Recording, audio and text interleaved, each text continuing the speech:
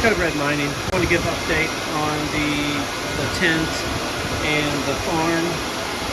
So as you can see, there's the mine boxes. It looks a little different from the last time I showed a video with the tent.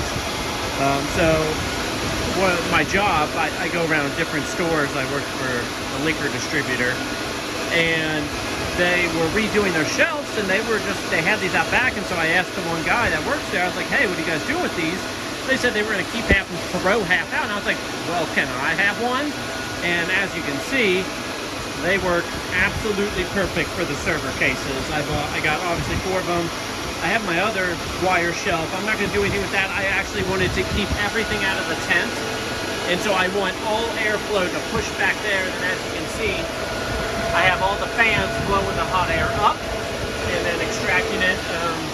I just opened the tent. As you can see, I mean, it's a cool day out, so I mean, I'm still going to have some heat, and I still may have to work on some, you know, heat management stuff. I think I might redo the tubing on the tent. I'm tempted to do hard tubing, but because of my limited space over there, I don't know how well that'll work. As you can see, the space is limited, but I'm not a fan of the current setup I have as far as the tubing goes. I have the 8-inch Flux tube to replace that 6-inch tube with, and then as you can see, I cut that hole in the tent right there, and then just use the foil tape and, you know, put it back in. It actually hasn't moved. The only reason that was hanging off is because I pulled this over a little bit, because I wanted to get this more toward the back end of the tent for collecting heat. So I'm gonna actually be putting a rig in here. I'm over here building it right now. So this is my rig I keep outside the tent.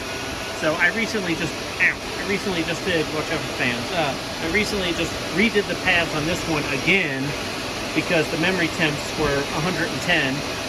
Well, I redid every single pad on it. I used, you know, the top pads that were from that Tech Singy video, and it only made it worse. I actually ended up taking these things off, and so the core was overheating as well. Actually the memory is actually better this time. It's the core that's overheating now. I put fresh thermal grizzly paste on it, and so I was like, I took these off, and well, I put them back on, and they actually take a few degrees off the core, so they actually do work. But I don't know.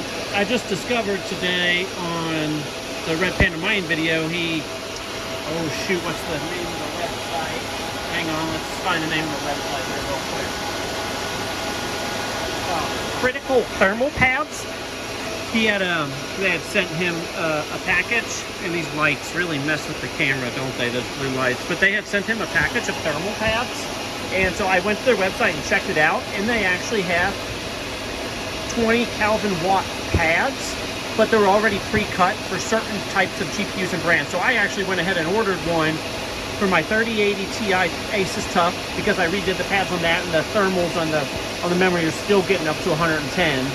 Especially on warmer days. And then I also ordered one for this. I got this yesterday at Micro Center. It was open box, a 3080 Ti, and it was for $1,200. Of course, I had to pay tax because, you know, Ohio sucks, but whatever. And then I also recently picked up yesterday a normal 6600 gigabyte for $100. I got that from some guy offline. He thought it was a 1660 Ti, and he was going to give it to me for $200. But then I asked him to, you know, like, load it up in the system, let me see it in the device manager, and come to find out it was actually just a normal 1660. And the guy's like, oh, I feel bad. I was like, well, you know what? I'll give you $100 for it, and if you drive it to me, I'll give you $10 for gas. And sure enough, he did. So he drove it right to where I was at work, and voila, made a deal in the parking lot. I make lots of deals in the parking lot at work. I sold, so I don't know if you guys remember, I had a mini PC back there. I actually sold that this week, and a 3060.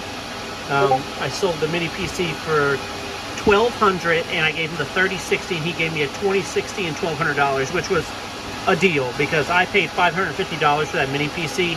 And that, you know, that thing was super expensive. And then I also gave him one of the Asus Mini ITX cases that I got with one of my 3080 Ti's.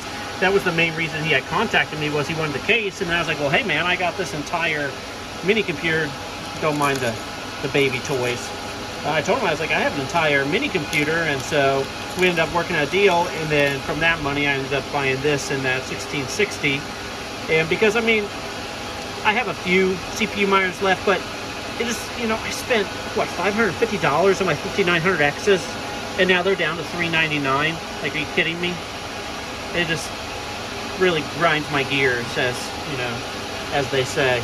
This is a random 1660, so I keep having problems with this rig. I'm trying to, let's see here.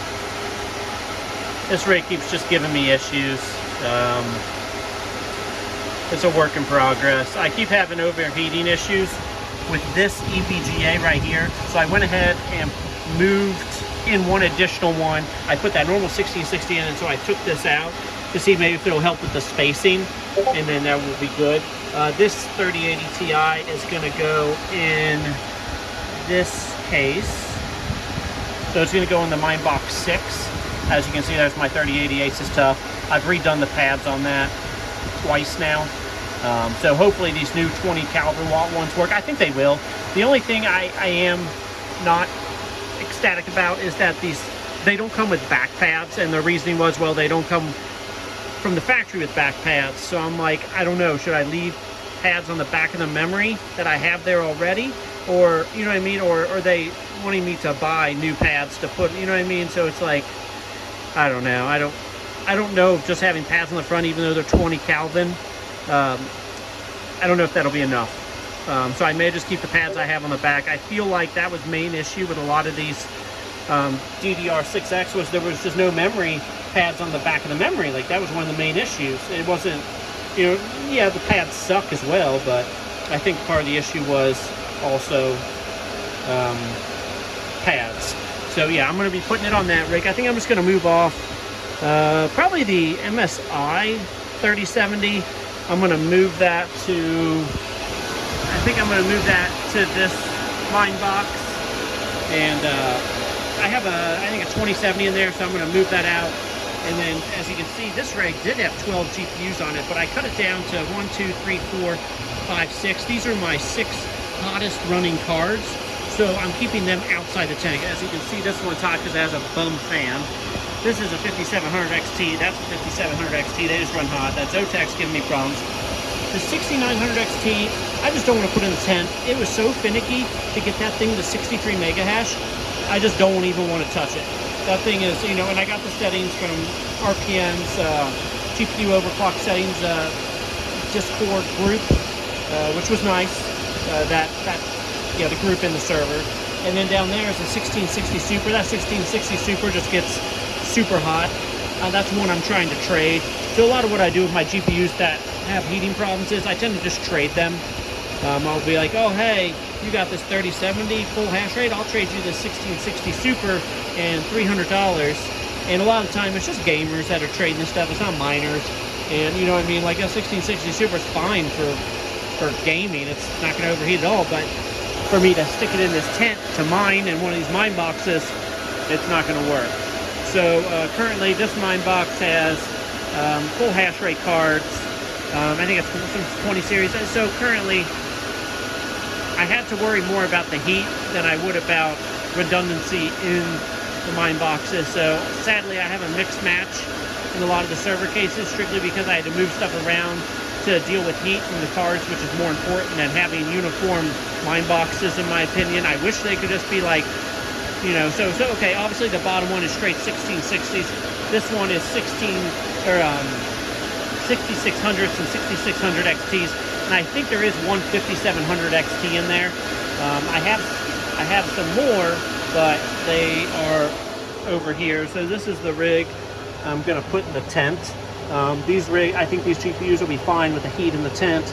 I had them on that 12 card rig over there. Does the thing got the plastic on still? I think it does. Classic miner, so you know somebody's a miner. I just pulled that MSI 1660 Super, that one I just showed before, and that thing still had the plastic on the fans. I tried to get them off, but you know, classic miner. I just don't. I'm more worried about getting it mining, and yeah, damn it. Here we go. So basically, I think one of the 2070s I'm gonna pull from the other mine box that the 3070 Strix or MSI will be going to. I'm going to put on here. So these will be GPUs that are okay to go in the tent. They can handle the heat. So we got 3 6600 XTs. That is a 26. That's the 2060 the guy traded me with the mini computer. It's actually a pretty good one. I was able to get 33 megahash out of it. That is a Gigabyte 2060 Super. We'll see how that one does in the tent. I have a feeling it might be problematic. That one has always had overheating issues. It's just a cheap card. And then this is the EVGA, I think it's a 2070 Super. Yeah, it's a 2070 Super, yeah. So that one, I think it's 2070. Yeah, there's a Super. I knew it was Super. It's a Super right there. That one should be fine in the tent. This one has a 1300 watt, which is running all 6 of these. Then I'm going to have a 1200 watt that'll run the remaining 6 up here. This is a 12 card board from Alibaba. I have the links if you guys are interested. In that motherboard, it's in the mining part of the Discord server. You can go there, and I have it pinned up there. Also, these 3K fans that are awesome. Those are also pinned there, so you can go check those out as well. As you can see, I have lots of spare parts. And this is just some of them from the move to the mine boxes. So yeah, got lots of stuff now. So that is the update. There's more parts. That is an update on what's been going on. As far as what I'm considering to do for the future, upcoming future years, I'm thinking about buying a new router randomly. I have like the shitty one that the company gives, and I think it's a piece of shit. So yeah, there's my Not Freak sticker. Not Freak sticker. Code Red Mining, which if anybody out there can make me a new, I need a new channel, avatar, whatever you want to call it, a logo. If anybody out there is good at doing that, contact me at coderedmining@yahoo.com, and I will commission you to make me a logo. So I would just reach out if any of you are good at drawing or think you can help me out, and we can concept and go through renditions together, and then of course I'll pay you for your time and work. And I think it'll be really cool, and I'll pay you in crypto or cash, whichever you prefer. Let's see here. So there is there's my one remaining CPU miner. I've pretty much gotten rid of all of them. I think it's just better to have it in mega hash and graphics cards than in CPUs currently. And like I said, it just makes me so annoying that 5900X is went to $399. Drives me nuts. As far as Micro Center goes, I went there yesterday.